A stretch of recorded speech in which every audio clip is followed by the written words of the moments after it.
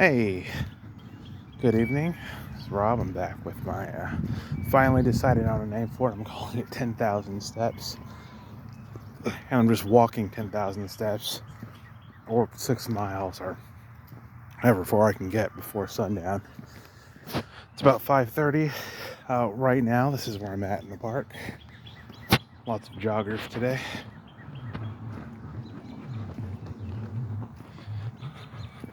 I definitely expect to get up to that point eventually of jogging there, but I'm trying to get my way down to my goals here, and that's going to be exciting.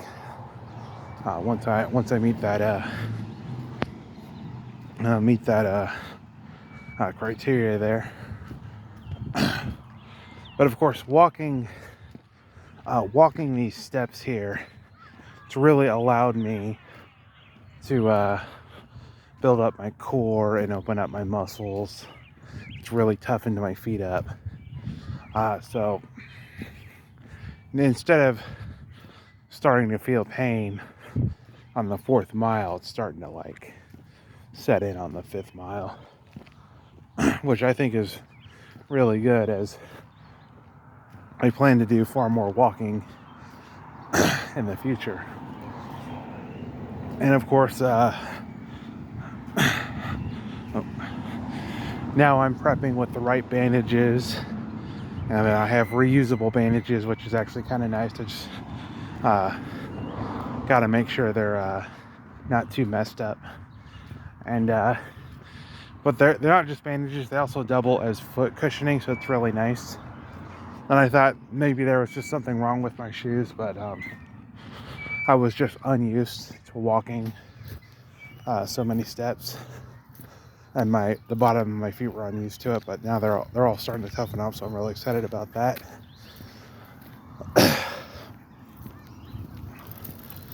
So far today, I've only eaten 1,500 calories, so I'm gonna burn off 1,000 calories for this walk here. Of course. Whoop.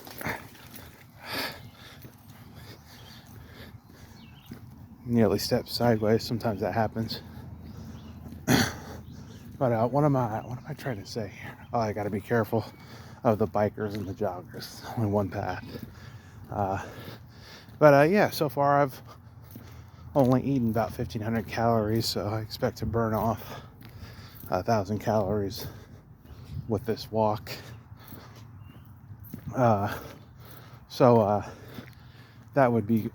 will actually be pretty nice there, and it'll put me in a very, very nice position to eat a nice dinner, or a low calorie dinner.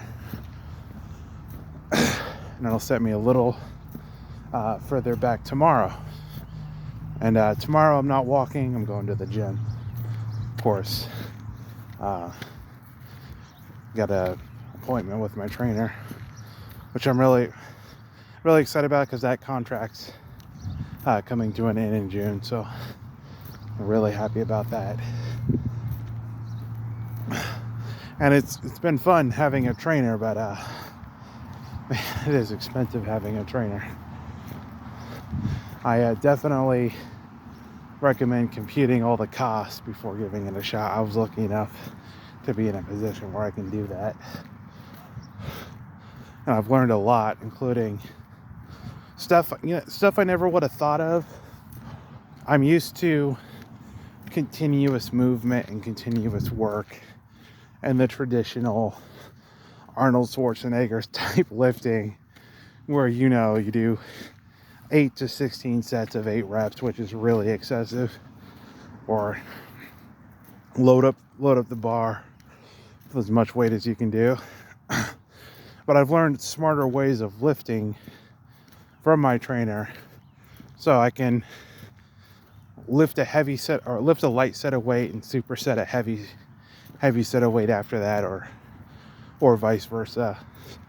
Lift heavy weight, superset a lightweight, just to get my muscles better acclimated to use.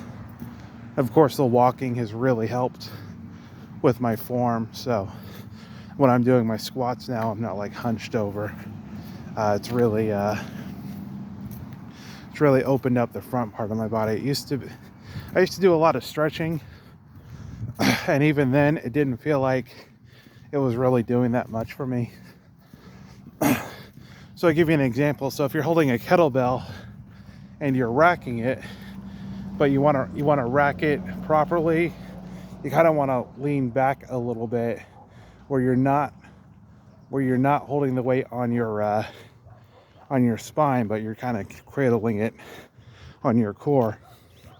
And I used to struggle with that, and walking has really helped fix that. No amount of stretching has ever helped me open up the front portion of my muscles there. So walking has really helped with my kettlebell work, my cable work, my weightlifting work. Of course, my cardio is much better. I feel like less tense with like blood pressure and stuff like that. So I'm really excited about that.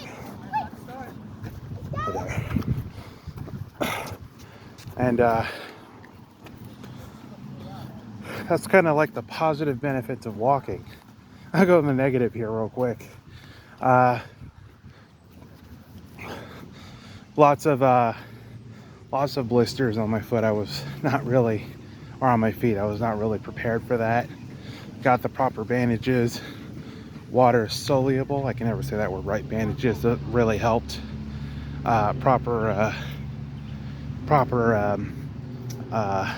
band-aids. So water soluble band-aids and then proper bandages. The bandages themselves are sports bandages, so they're reusable. So I really like that.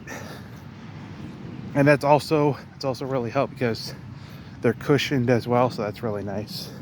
And you can just like open them up and reuse them, so that's really nice. So that's some of the negatives of walking 10,000 steps. I don't recommend starting at 10,000, but it's worked for me. Possibly 4 miles is more like what an average person can do without your feet starting to hurt.